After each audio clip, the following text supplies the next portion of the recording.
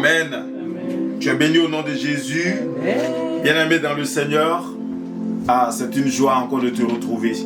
C'est une joie de te retrouver chaque dimanche. C'est une joie de te retrouver le jeudi pour la prière du soir. C'est une joie de te retrouver pour les programmes spéciaux, que ce soit des séminaires, que ce soit des temps de jeûne et de prière, que ce soit même des petites soirées d'enseignement. C'est un temps de joie. Amen. Amen. Voilà, d'ailleurs, écoutez, il y a eu 3 jours, on était là. Il y a eu 3 jours, on était là dans la présence de Dieu. On était là, on a jeûné, on a prié pour l'année scolaire. Je tiens à vous encourager dans cette voie, à continuer dans cette voie, à continuer dans cette lancée, à continuer à prier pour l'année scolaire, à continuer à prier parce que vos enfants, écoutez, vos enfants c'est des trésors. Est-ce que vous comprenez ce que je vous dis?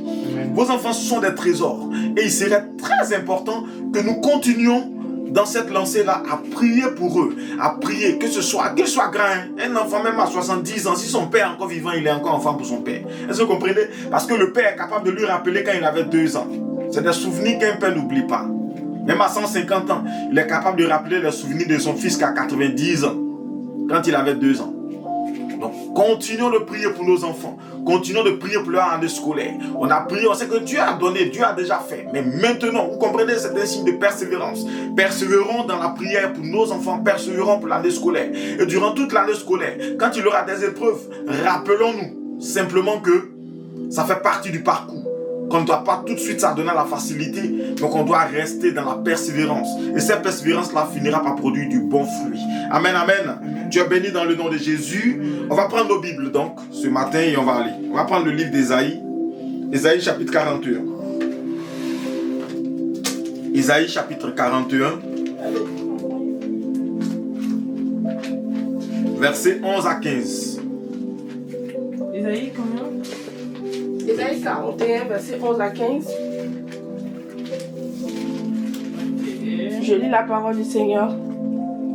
Voici, ils seront confondus, ils seront couverts de honte, tous ceux qui sont irrités contre toi. Ils seront réduits à rien, ils périront, ceux qui se disputent contre toi. Tu les chercheras et tu ne les trouveras plus.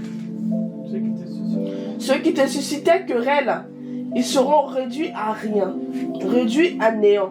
Ceux qui te faisaient la guerre, car je suis l'Éternel ton Dieu, qui fortifie ta droite, qui te dit, ne crains rien, je viens à ton secours. Ne crains rien, vermisseau de Jacob, faible reste d'Israël. Je viens à ton secours, dit l'Éternel, et le Saint d'Israël est ton sauveur. Voici, je fais de ton traîneau aigu tout neuf, garni de pointes. Tu écraseras, tu broyeras les montagnes et tu rendras les collines semblables à de la balle. Amen.